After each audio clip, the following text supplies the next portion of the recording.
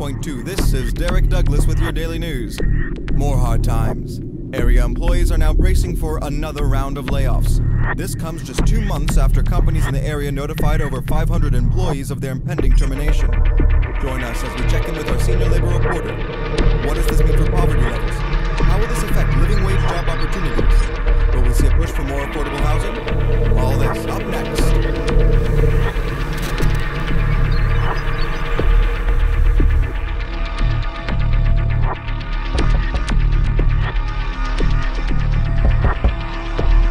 Listen, I know you're having trouble making rent. I understand you're in a difficult situation, but I need someone who can pay. And if you can't, then you need to save. You've been unemployed for over 2 months and you need to find a more affordable place to live, which is difficult to do in this area. While you look for a new place, you decide to sell objects in your apartment to make money for rent. You have enough time before eviction to sell 6 items in your apartment. Choose the items now.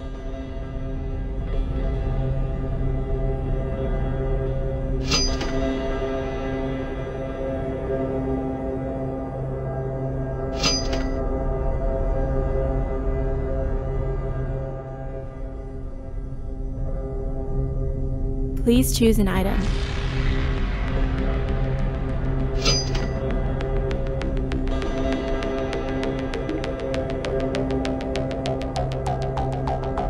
Please choose an item.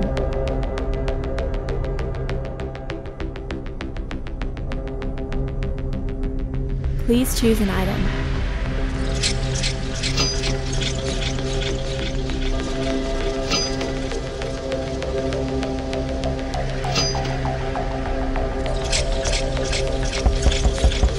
Hey, you owe me way more than this. I'm sorry, but you're gonna have to leave. Welcome back to KFM 98.2. This is Derek Douglas with your nightly news. Crackdown on homelessness. Due to concerns about city aesthetic and safety, a police operation launched today that aims to keep people from sleeping in their cars at night. Call in this evening and share your thoughts. Up next.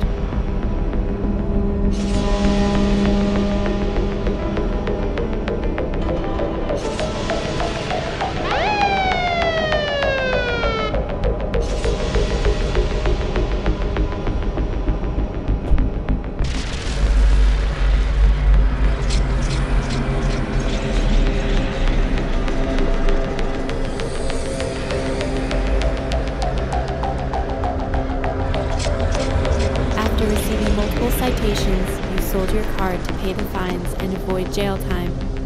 Luckily, you were able to apply for a free pass that allows you to ride public transit at night for shelter and warmth. Despite being off the streets, sleeping on this bus is not easy to do. Look over your right shoulder. This man has been known to harass homeless people. He may start to get closer to you, but he'll move away if you stare at him. Look at your backpack in front of you. It is important to keep your belongings safe. If your backpack moves away, drag it back by selecting it and holding the trigger button down. Remember, you have to both look at it and select it in order for the bag to return to you.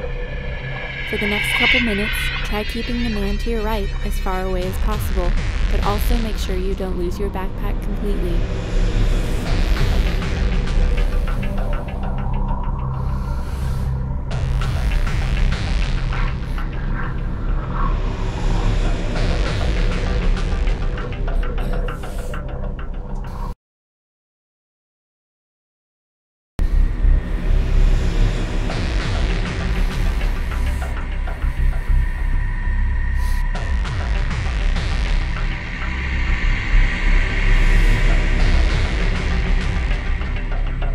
You arrived at a new bus stop.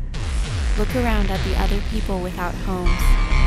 Many homeless shelters in this area are highly impacted. Everyone on the bus has a different story. Select fellow riders to hear a true story about their experience with homelessness. Whenever you want to leave, select the exit sign in front of you. This is Sylvia, a 62-year-old woman who became homeless to avoid domestic violence. I have complex PTSD, a because of something that happened during my childhood, and I kind of continued the abuse that happened to me by taking on domestic violence as an adult.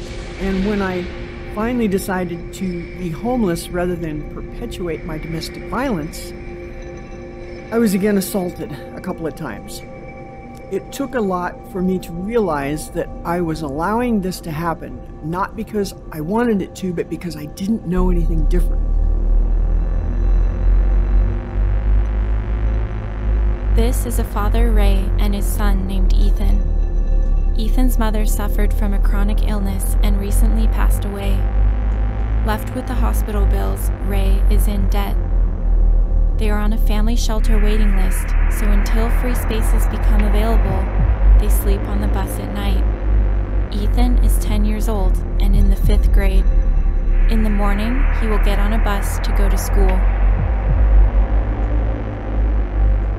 This is Randall, a homeless veteran. After serving his country, he did not get the support he needed to adjust to civilian life. For me personally, not having a place, it's not where you want to be. You have to move. Just looking from spot to spot. Just listening to the doctor, you burn you, jail.